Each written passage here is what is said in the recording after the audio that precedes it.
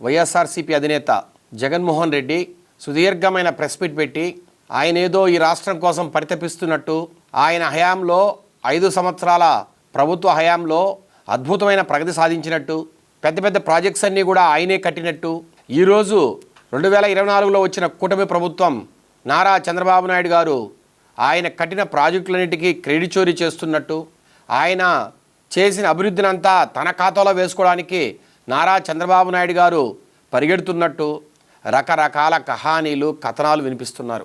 మొట్టమొదటిగా దాంట్లో భోగాపురం విమానాశ్రయం. అసలు భోగాపురం విమానాశ్రయం నారా చంద్రబాబు నాయుడు గారి మానసపుత్రిక. నారా చంద్రబాబు నాయుడు గారు ఒక ఎయిర్ షోకి వెళ్ళినప్పుడు మా రాష్ట్రంలో కూడా మేము అతిపెద్ద అంతర్జాతీయ విమానాశ్రయాన్ని నిర్మించబోతున్నాం, భోగాపురం అనే ఊరి దగ్గర ఆ విమానాశ్రయానికి త్వరలో మేము శంకుస్థాపన చేయబోతున్నాం, మా రాష్ట్రంలో అతిపెద్ద విమానాశ్రయంగా మా రాష్ట్రంలోనే కాదు ఈ దేశంలోనే అత్యంత అద్భుతమైన రీతిలో ఆ విమానాశ్రయం ముందుకెళ్తుంది. తెలంగాణ ఆంధ్రప్రదేశ్తో విడిపోయిన తర్వాత మాకు పెద్ద ఎయిర్పోర్ట్లు లేవు, మాకు విజయవాడ విశాఖపట్నం ఉన్నా కూడా అవి చాలా చిన్న ఎయిర్పోర్ట్స్, కాబట్టి ఒక 5,000 ఎకరాల్లో మేము ఒక పెద్ద ఎయిర్పోర్ట్ కట్టబోతున్నామని చంద్రబాబు నాయుడు గారు ఒక దార్శనికుడు. ఆయన ఏ పని చేసినా అత్యద్భుతంగా ఉండాలా. ఎప్పుడో ఒక పాత నగరంగా ఉన్న భాగ్యనగరం అంటే హైదరాబాద్ సిటీ ఈరోజు ఒక ప్రపంచ స్థాయి నగరంగా తీర్చిదిద్దిన ఘనత కూడా నారా చంద్రబాబు నాయుడు గారిదే. ఆ రోజు హైటెక్ సిటీ కట్టినప్పుడు ఈ ఒక్క బిల్డింగ్ కట్టి చంద్రబాబు నాయుడు గారు గొప్పలు చెప్పుకుంటారని మాట్లాడారు. హైదరాబాదు ఒక్క హైటెక్ సిటీతో ప్రారంభమై ఈరోజు కనీసం కొన్ని వందల కిలోమీటర్ల డయాగ్నల్ అంటే రేడియస్లో అది అంత పెద్ద నగరంగా విస్తరించిందంటే ఆ రోజు నారా చంద్రబాబు నాయుడు గారి ముందు చూపు, దార్శనికత, ఆయన చేసిన కృషి.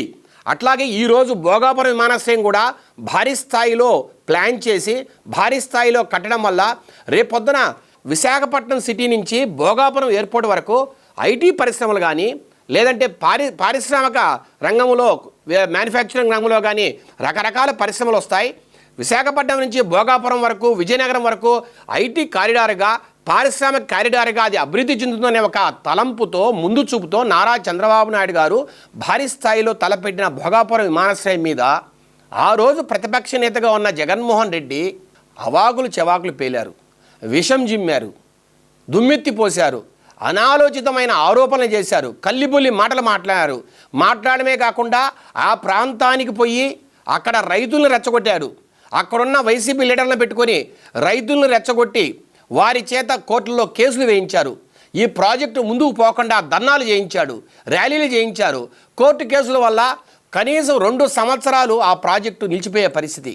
2016లోనే ఆ ప్రాజెక్టుకు సంబంధించిన సైట్ క్లియరెన్స్ కావచ్చు, ఆ ప్రాజెక్టుకు సంబంధించిన ఇన్ ప్రిన్సిపల్ క్లియరెన్స్ కావచ్చు ఏవియేషన్ అథారిటీ నుంచి, అట్లాగే ఎన్వైరన్మెంట్ క్లియరెన్స్ అంటే పర్యావరణ అనుమతి కావచ్చు, ఇట్లా రకరకాల అనుమతులు కేంద్ర ప్రభుత్వం 2016 సంవత్సరంలో ఇచ్చిన నేపథ్యంలో ఈరోజు జగన్మోహన్ రెడ్డి ప్రెస్ మీట్ పెట్టి 2019 నుంచి 24 మధ్యలోనే మేము అన్ని క్లియరెన్స్లు తీసుకొచ్చాము, 2019 ముందు చంద్రబాబు నాయుడు గారు క్లియరెన్సే తేలేదు, మా హయాంలోనే మేము నరేంద్ర మోడీ గారితో కొట్లాడి మరీ తెచ్చామని ఒక జుగుప్సాకరంగా అన్యాయంగా అధర్మంగా సిగ్గు లేకుండా చెప్పే అబద్ధాలను దయచేసి ప్రజలు నమ్మవద్దని, ఆంధ్రప్రదేశ్ ప్రజలు అంత అమాయకులు కాదని కూడా ఈ సందర్భంగా మేము జగన్మోహన్ రెడ్డి గారు హెచ్చరిస్తూ ప్రజలకు ఒకటే మనవి చేస్తున్నాం, వాస్తవాలు గ్రహించండి.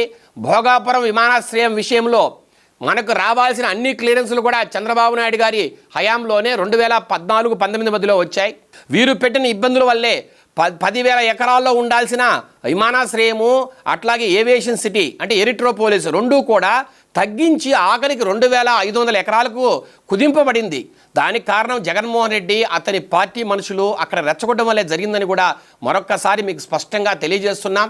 అట్లాగే అక్కడ ఆ 2 సంవత్సరాల కాలం పోతే 2018లో కోర్టు నుంచి క్లియరెన్స్ వచ్చి 2019లో భూమి శంకుస్థాపన చేసి ఆ పనులు ముందుకు తీసుకెళ్లాలని చంద్రబాబు నాయుడు గారు అనుకుంటే దురదృష్టవశాత్తు రాష్ట్ర ప్రజలు ఆయన్ను ఓడించిన నేపథ్యంలో జగన్మోహన్ రెడ్డి వచ్చిన తర్వాత 2019 నుంచి 23 వరకు ఒక్క రూపాయి పని కూడా చేయకుండా కేవలం పూర్తిగా భోగాపురం విమానాశ్రయాన్ని అటకెక్కించాలా, అట్లాగే దీన్ని పక్కన పెట్టాలనుకొని 2023 వరకు ఏమాత్రము దాని జోలికి వెళ్ళకుండా కేవలం బటన్ నొక్కితే ఓట్లేస్తారు, బటన్ నొక్కి డబ్బులు వేస్తే ప్రజలకు నాకు ఓటు పడిపోతాయి, 175కు 175 సీట్లు గెలుస్తా, మేము ఏ అభివృద్ధి చేయకపోయినా ప్రజలు ఏం పట్టించుకోరనే ఒక దుర్బుద్ధితో ఒక భ్రమలో బతికిన జగన్మోహన్ రెడ్డికి అతనికి తగిన గుణపాఠం నేర్పి 151 సీట్లను 11 సీట్లకు చేర్చి అతని పరిస్థితి ఏందో, అతనికి ప్రజల్లో ఉన్న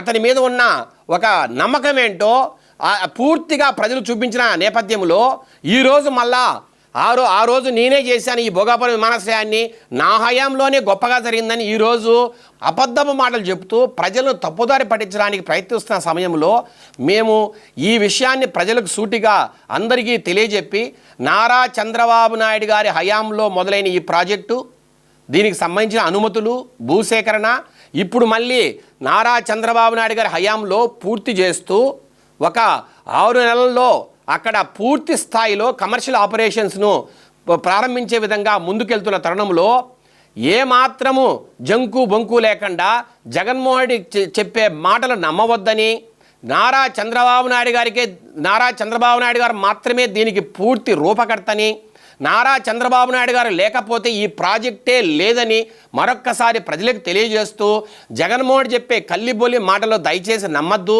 అతను పూర్తిగా అబద్ధాలమయంలో ఉన్నాడు.